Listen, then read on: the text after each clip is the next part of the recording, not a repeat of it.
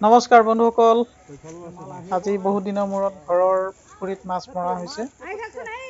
এনেকৈ বছৰত মাত্ৰ এবাৰ মানহে আমাৰ মাছ মৰা হয় আৰু ঘৰৰ পুখুৰীৰ মাছৰ সোৱাদ খুবেই ভাল লাগে আৰু আজি এনেধৰণৰে ঘৰৰ পুখুৰীত আপোনালোকে দেখা পাইছে মাছ ধৰি আছে।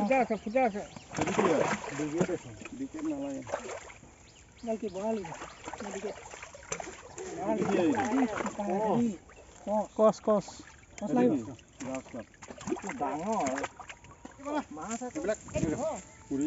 অকণ দাঙি দেচোন, এনেই কিবা এটা চাওঁ। অকণমান এইটো ৰৌ, ধুনীয়া ৰৌ।